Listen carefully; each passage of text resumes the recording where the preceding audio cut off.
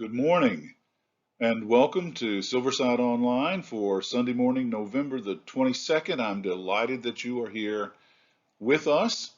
Also, those of you who will be tuning in later at your convenience, glad you will be tuning in as well. I will be winding up today the brief sermon series built around themes given to me by friends and family members, and I have saved the most challenging topic to last.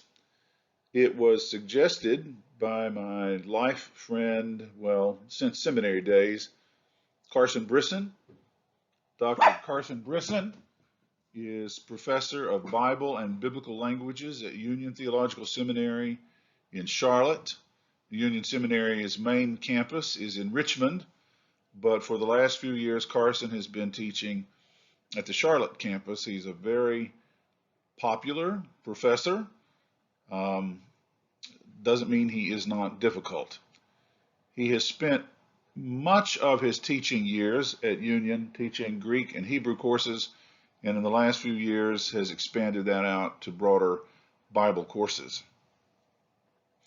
Carson and I met when we were both in doctoral work at Southern Baptist Theological Seminary in Louisville. Carson and his wife Luann became great friends of ours, and Carson and Luann are parents of two fine sons, one a teacher, one working in television out in Los Angeles. I can't tell you what a fine person he is, and also how difficult this topic is. In the next few weeks, I plan to be taking a few weeks here and there for just some brain breaks, since I have been preaching steadily for so many without a break. And I hope to, since we are doing so many things virtually now, to invite Carson to preach one of those sermons. When he hears this message, that will be his first time to know that that's what's on my mind. Anyway, the topic: the epistemological and ethical limits of our species. My approach to that, without picking Carson's brain for any further information, has to do with the stretch of the capacities for human knowledge or of human knowledge, and just how far moral responsibility can go or will go on the shoulders of of us human beings. The sermon will nicely divide itself into two major parts. Obviously, what the human mind is capable of, and then the second part, what we're capable of in terms of morality and ethics. We start with what the human mind is capable of, and a quote from John Milton, who says, "The mind is its own place, and in itself can make a heaven of hell or a hell of heaven." Quoting now Leah Hager Cohen, "The ability to know one's limitations, to recognize the bounds of one's own comprehension, this is a kind of knowing that approaches wisdom."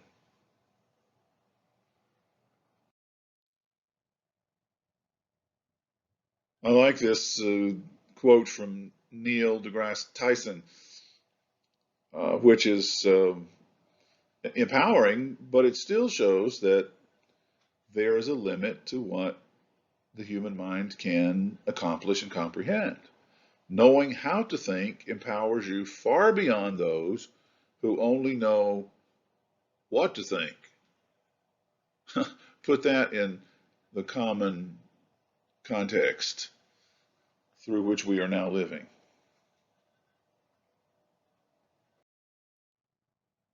And then from Steven Pinker, We are organisms, not angels, and our minds are organs, not pipelines to the truth. Our minds evolved by natural selection to solve problems that were life and death matters to our ancestors, not to commune with correctness and answer any question we're capable of asking. We cannot hold 10,000 words in short-term memory. We cannot see in ultraviolet light, and perhaps we cannot solve the conundrums like free will and sentience.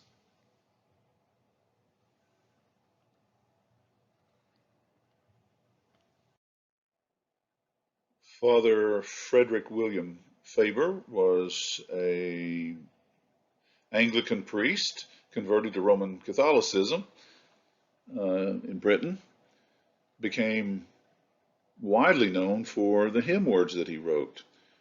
And later in the gathering, you'll have an opportunity to sing along with one of the hymns that he wrote. I have changed the words for inclusive language as well as to match the theology that I like, as well as the theology that most Silversiders can stomach. But in any case, one of the phrases in the original hymn words to "There's a wideness in God's mercy" that I did not adjust is what you see on the screen right now. For the love of God is broader than the measure of our mind. Again, a reminder, in this case, a poetic one, but nonetheless profound and truthful, a reminder that the human mind, and thus human knowledge, is not without limits, are not without limits.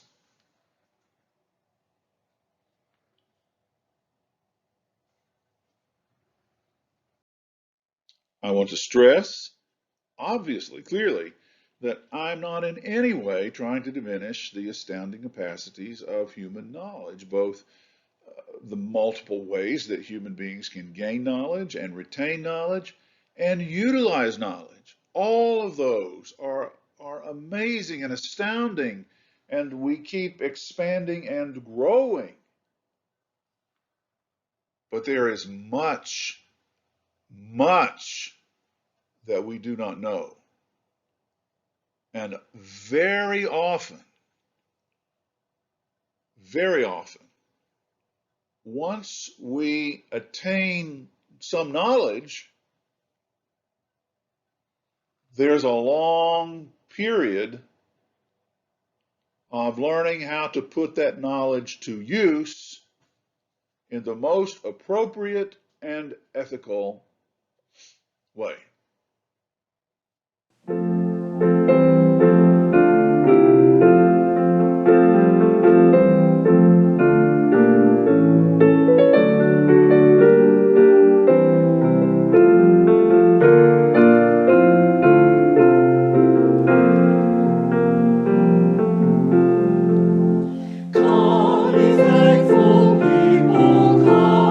Raise the song of harvest home.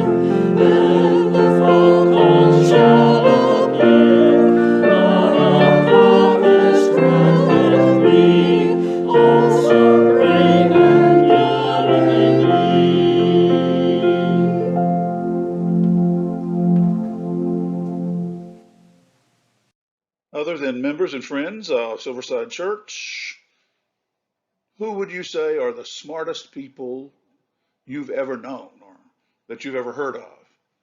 Obviously, you folks at Silverside are the smartest, that's a given. But besides you, who are the smartest people you've ever heard of or ever known? I'm going to name a few. I'm surface scratching here, but I want you to notice not all have been scientists. Not all have been or are theologically, socially, or politically liberal. Not all have been or are academically degreed.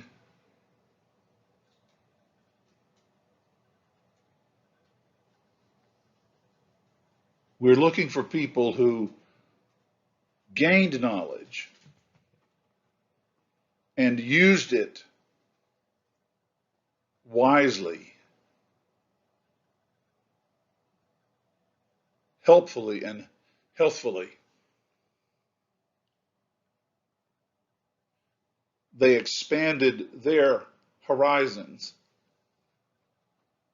and on top of their accomplishments, we in the human family have been able to expand our horizons as well.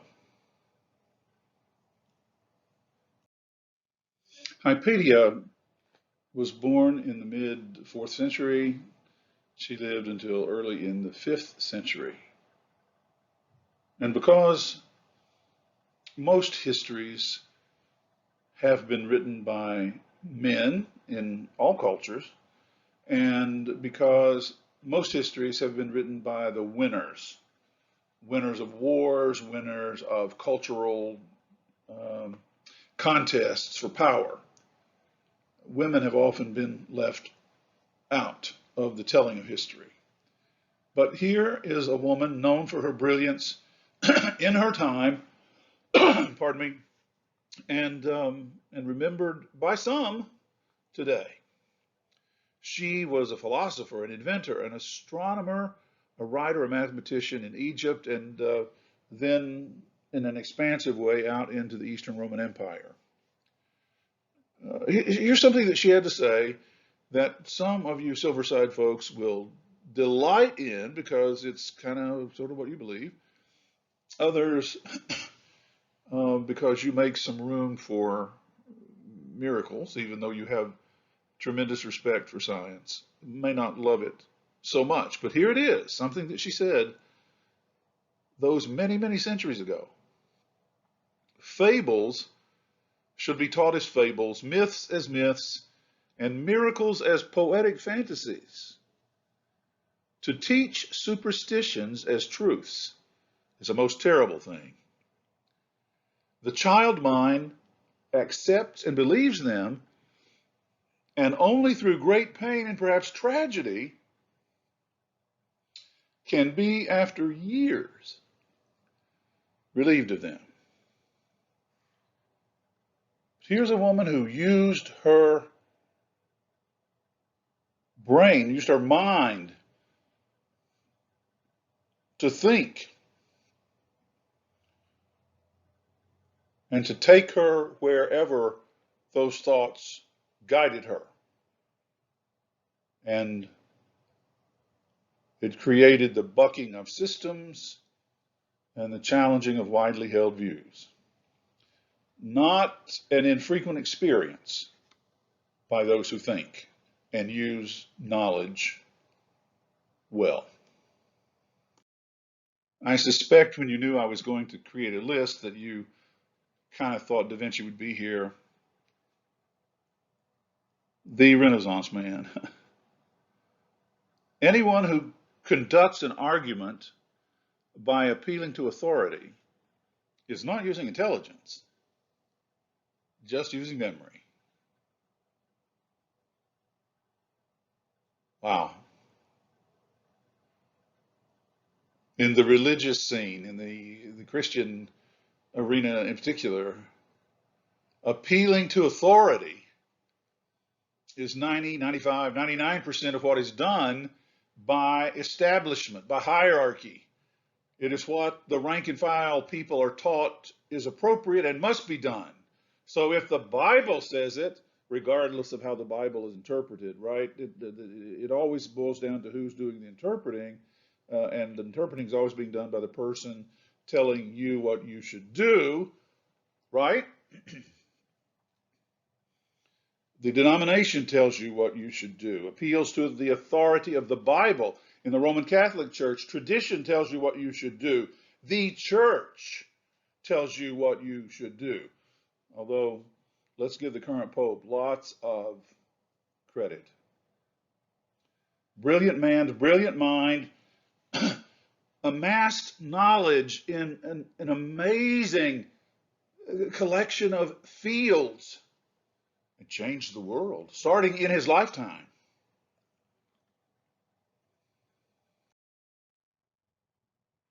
Among other things, humanists said, and Erasmus was one of the earliest, that knowledge, new knowledge, is not a bad thing, that trying to continue to live on the basis just of old knowledge isn't acceptable.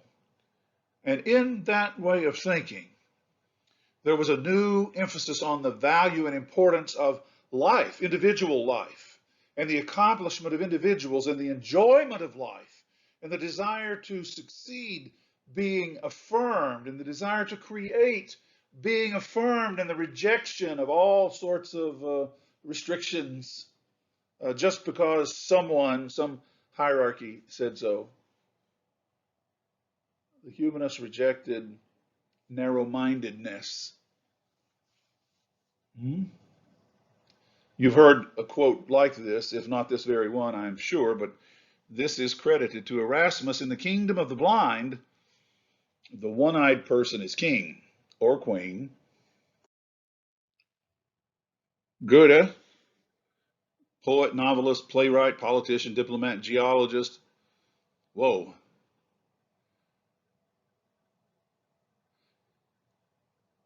He once said, an intelligent person will find almost everything ridiculous. That reminds me of how we perceived our philosophy professor at Carson College. I think as we graduated and got to know him as a real person outside the classroom, he didn't find everything ridiculous. But when we were studying with him, yeah, he found a lot of things ridiculous. And it caused a bunch of closed-minded East Tennessee, mostly East Tennessee and Carolina Baptists, closed-minded because we hadn't been exposed to anything else when we came there, to question some things. Well, worth thinking about, huh? Einstein has to be here. I'll let you know right now I've left off Stephen Hawking just because I had to limit the list for the sake of time. Hawking deserves to be here, I'm sure. But I also wanted to include some non-scientists, so that's another reason I didn't include Hawking. But we recognize that the late Stephen Hawking was one of the most brilliant people in our time. So Einstein, who spent a good bit of his life teaching right up the road from us here at Princeton, recognized as a brilliant person, though, as he frequently explained to people, was treated as a non-smart person in his childhood.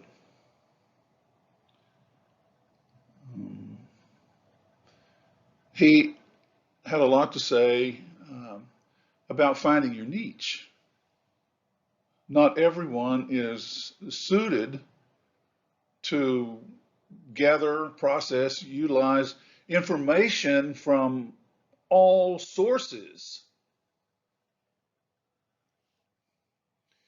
Not everyone is a Da Vinci or a Goethe. Many of us do well in some limited number of areas, especially in a world where knowledge is exploding at the rate that it is.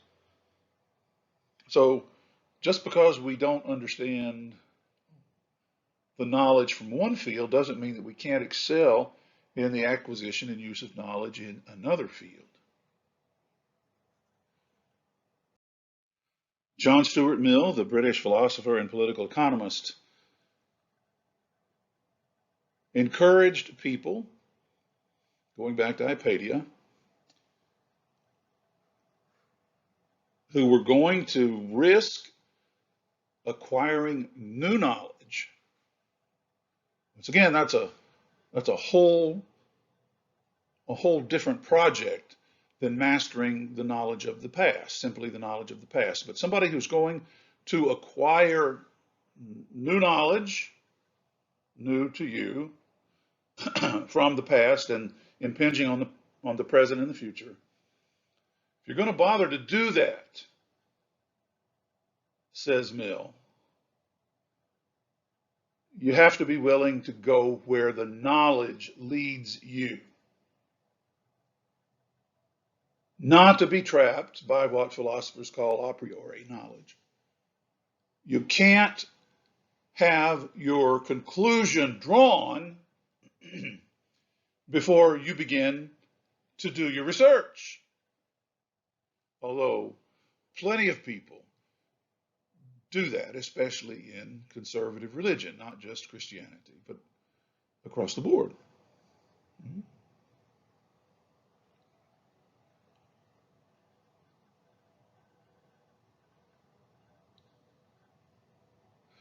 One of the problems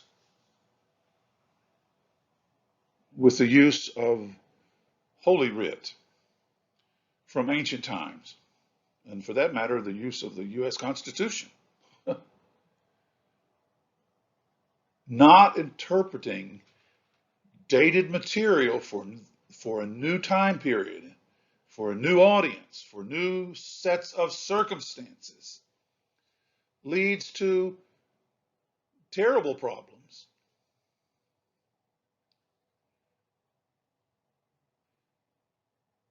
You may be, for example, brought up in close-minded, angry, hateful Christianity, and that exists widely. Yes, indeed it does. You know it does. But if you go off by yourself, let's say, cut yourself off for a bit. It's easy to do that right now, isn't it? From the haters. And just read Jesus' teachings for yourself. Or, more narrowly, the Jefferson Bible. There is no way that you can come out justifying hatred as a way of life, and particularly to baptize your hatred as motivated and energized by God. If you follow the knowledge you gain from studying the teachings of Jesus, if you follow those where they take you, the teachings of Jesus, then you can't help but having to love even your enemies. The amazing Marie Curie, Dr. Curie, the chemist and physicist who earned double Nobel Prizes.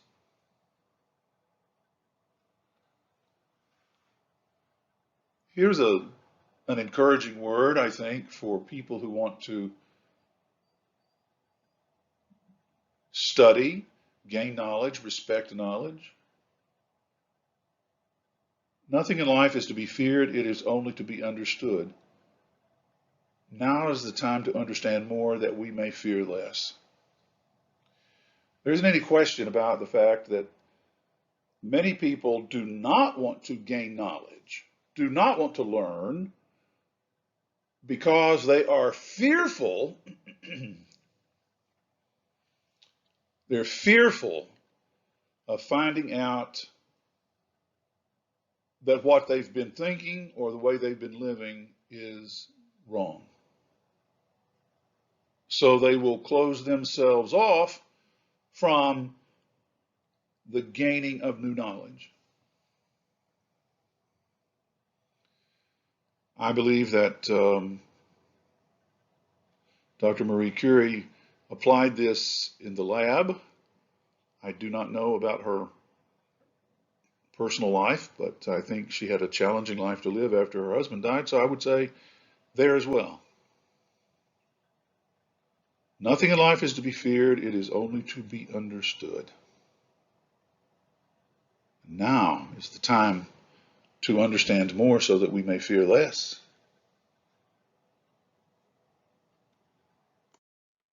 Finding out about the African American women who were largely behind a lot of the technical details that made the space program possible, the traveling in space part of the space program possible, was thrilling.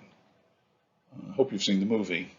One of those women, Katherine Johnson, she just died this year. How hard she had to work in her generation, born in West Virginia, to learn what she needed to learn to become a world-class mathematician, a research mathematician for NASA. Yeah, she plotted the routes that some of the space travelers used to get where they were going. And any of us who is interested in knowledge, I think, what did she die? What, at the age of 101? Still remained interested in learning something new.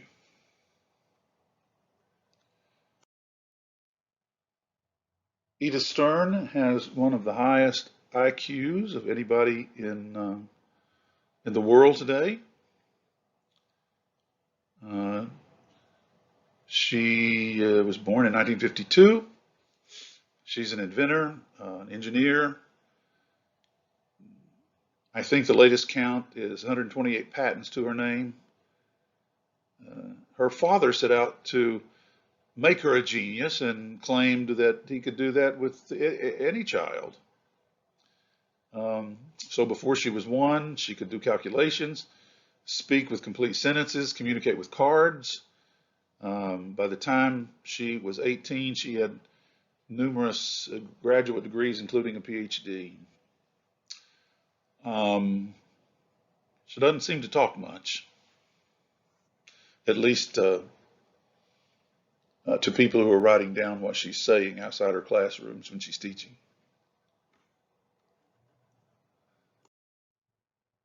Philip Emeagwali, born in 1954, is a Nigerian engineer, computer scientist, among other things. What a hard row he had to hoe, having his education interrupted numerous times by all kinds of things, including the requirement of fighting in wars and such. But boy, he has turned those interruptions into stepping stones, and he's actually talked about that in places. One of the things that he does with knowledge is to apply knowledge that he learns from observing nature to other areas, in particular, to trying to solve societal problems. That's a creative, fascinating utilization of knowledge.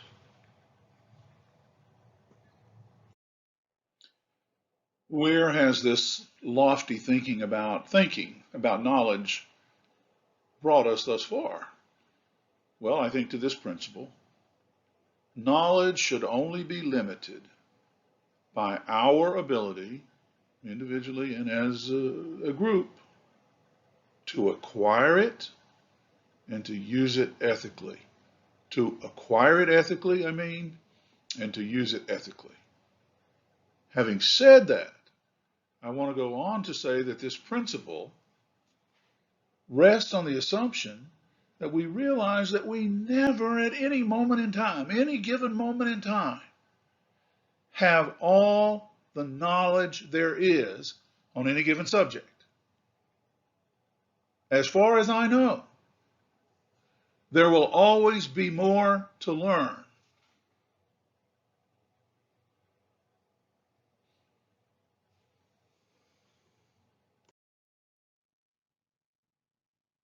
In Paul's exquisite treatise on love, found in the Corinthian correspondence, what we now designate as the 13th chapter of 1 Corinthians, he juxtaposes realities in this world with realities in the world to come, or in the realm to come. And the only one that is fully operative in both realms is love. Knowledge, as we know and use it, even in its fullness in this realm, is incomplete.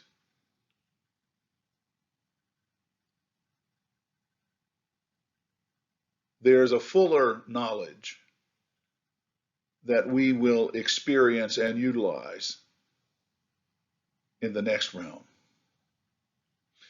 This is not to say that we stop the intriguing and urgent seeking of knowledge to make this world a better place, to enhance lives, and to stretch our minds as far as they will go. No, not to say that at all. But it is a poetic reminder here. One more.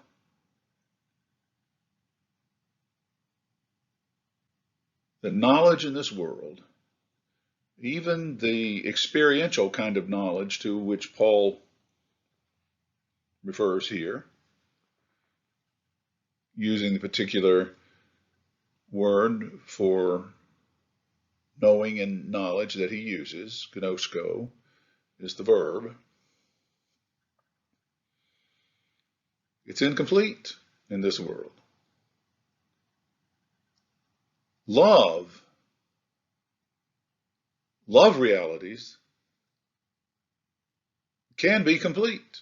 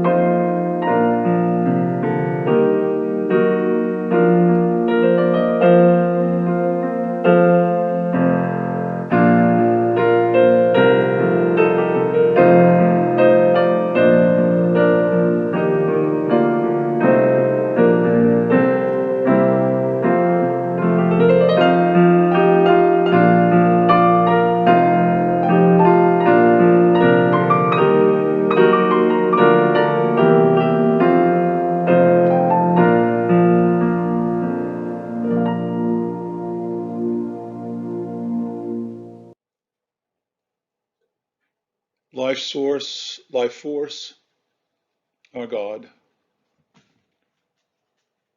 So much of the knowledge we have acquired could take away, minimize much of the pain and suffering that we in the human family experience.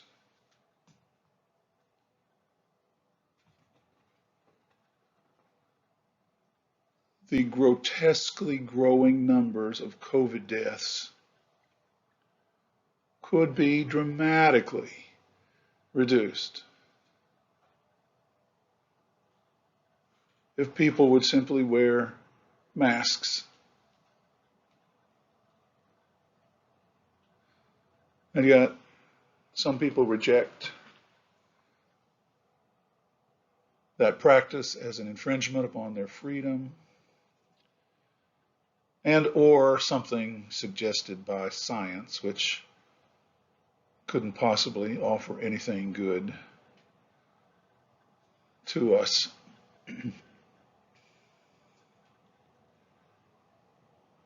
We do not have to drive high-speed vehicles. We do not have to leave our seatbelts unbuckled. We do not have to abuse our bodies by eating too much unhealthy food, drinking too much, drugging up.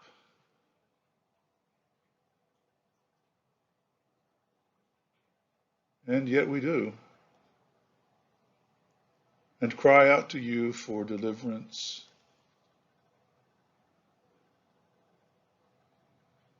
While if you had a head to scratch,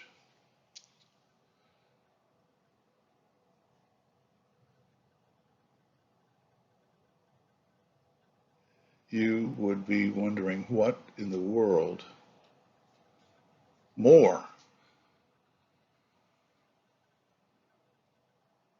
you would have to say or provide.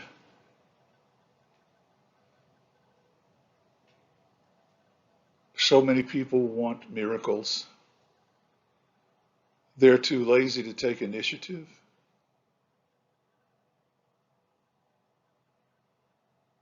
Or they've been brainwashed by someone who has told them that taking any precaution is a sign of the absence of reliance on you.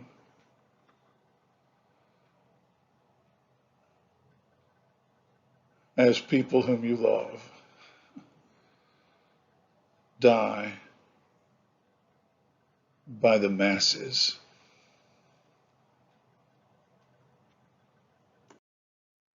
We're grateful today, gracious God, for those who persist in using their minds and acquiring knowledge and using that knowledge to make a positive difference even when rebuffed. And we are also grateful, gracious God, today that someone's along the way taught us that thinking, knowledge, using our heads is not antithetical to faith, to spirituality, to communing with you, to living out the Jesus life. We thank you today for the benefits we experience moment by moment because of the people who thought of ways to improve health and to make life easier.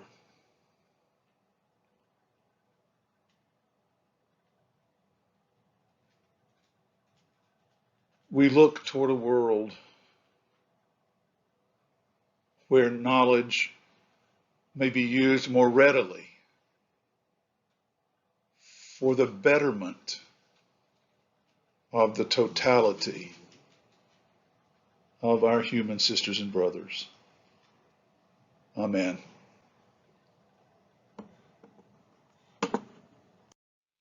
For our purposes today, I will tie ethics and morality to compassion. There are certainly many ways to look at ethics and morality without tying them to compassion, but that's what I'm going to do today. For example, in the study of ethics formally, there is a field called deontology, which is the duty of ethics, doing the right thing because it's our duty. But I'm not going with that thought today. I want to stay with compassion as the motivator for doing the right thing based on having acquired and utilized knowledge appropriately.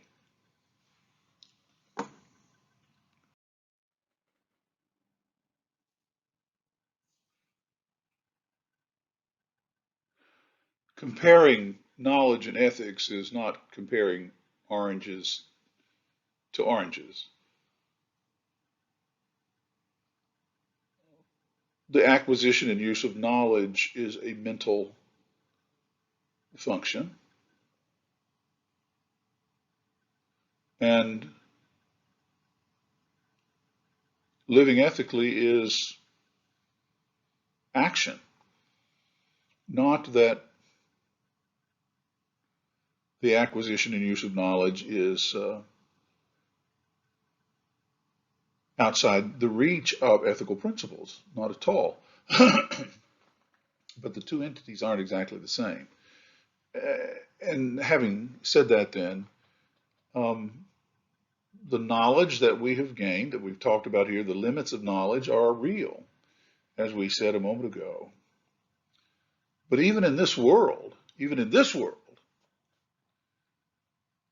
ethical behavior can be full and complete and comprehensive and unending. Humans have the capacity and have demonstrated it all the time throughout history, throughout the last week, to be fully ethical, to be fully compassionate is the part of ethics I'm concerned with today. We need not have any limits on our ethical concerns and our ethical behavior.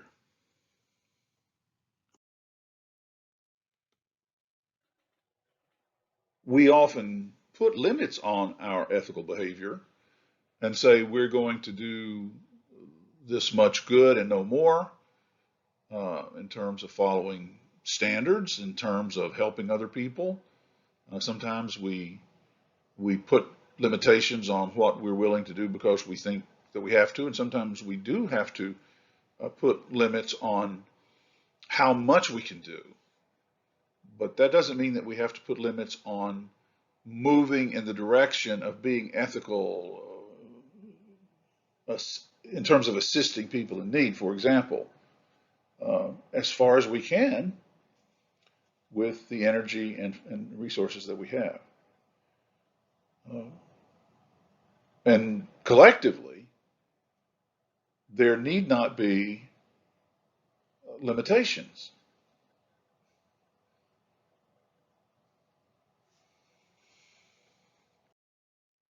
Sometimes the entities that are supposed to be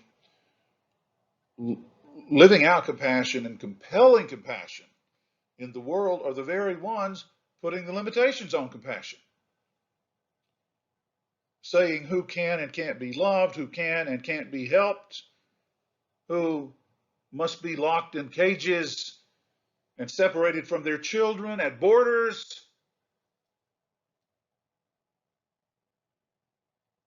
and who must look away from dastardly, ungodly political leaders because somehow they claim to have a connection to God. So, yeah, they're A-OK.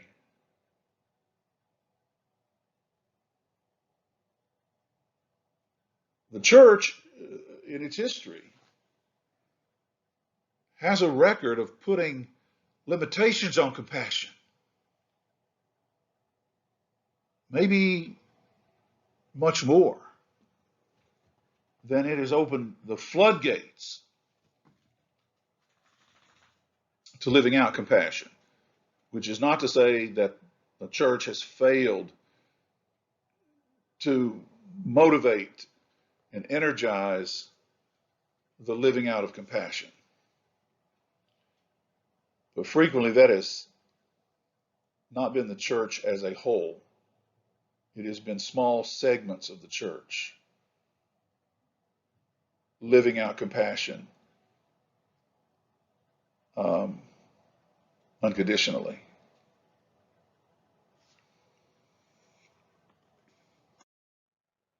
Knowledge helps us know how to be most effective in the living out of our compassion, where our energies are needed most at any given moment in time.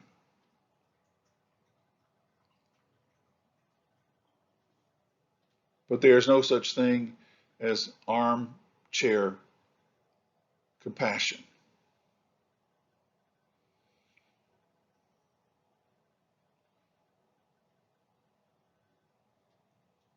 The sculpture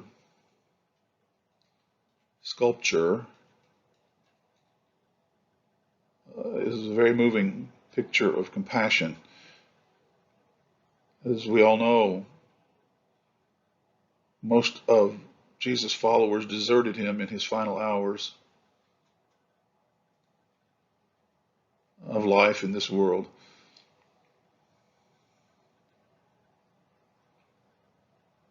A few, mostly if not all women,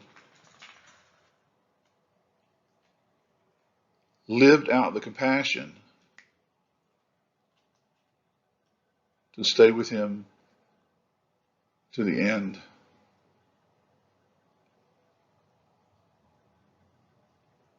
Our healthcare workers have been many of the true heroes in this COVID era through which we are living.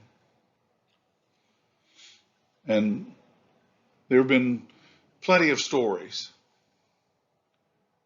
about nurses, sometimes doctors, sometimes other healthcare professionals, who have sat with a dying COVID patient because the hospital could not allow a family member to come in to be with them in their final hours.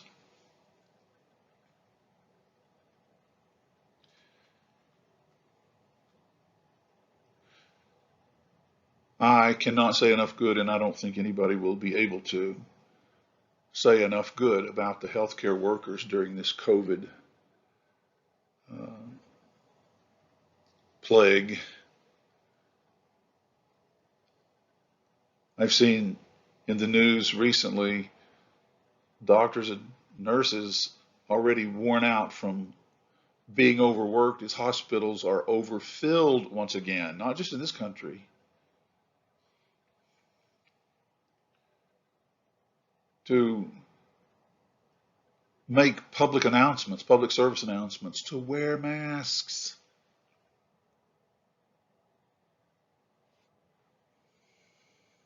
Thank you. Thank you, healthcare workers. I mentioned earlier the hypothetical experience of going off to oneself and reading the teachings of Jesus and then trying to live by them.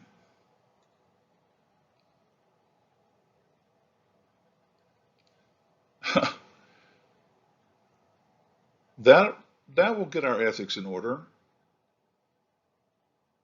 if we let Jesus say what he really said, rather than to dilute it or to cover it over with teachings of the church.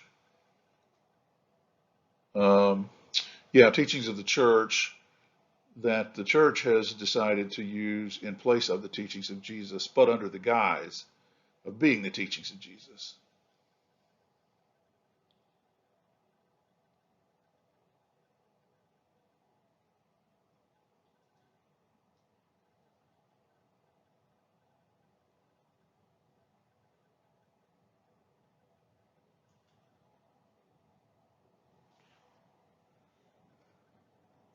I believe it was while Carson and I were at Southern Baptist Theological Seminary that one of our church music professors, Dr. Philip Landgrave, set some words, a poem by Grace Nall Crowell,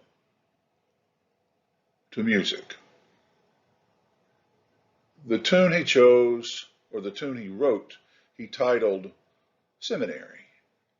It is absolutely beautiful. Her words absolutely beautiful, and especially appropriate as we come to Thanksgiving this week.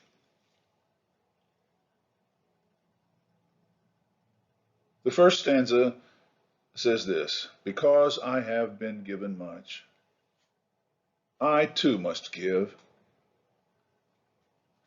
Because of thy great bounty, Lord, each day I live. I shall divide my gifts from thee with every sister or brother that I see, so that they too may be comforted.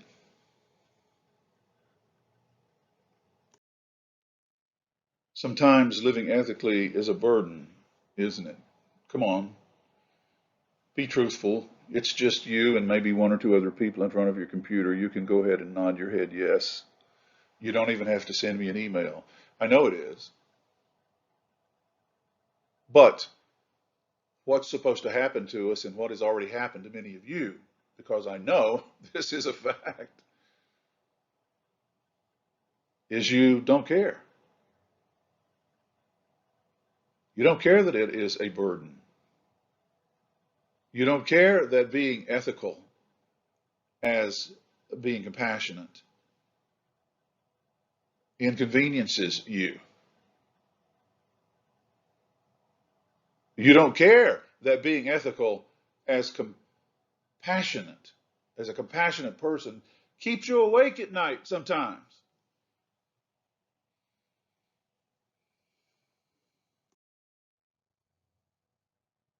I think that being compassionate is a natural human emotion that responds, that calls for an action, that requires us to act, and that in many situations, in most situations, when that emotion is pressing us to act, we don't even stop to think about it. We just do it at all ages. Think about the remarkable deeds people perform in tragedies, in crises, doing things for others that they didn't imagine they could even do physically or emotionally.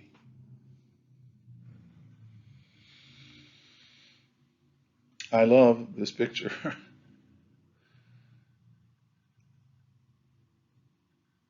I have no idea where it came from, but look at the expression on the face of the older child.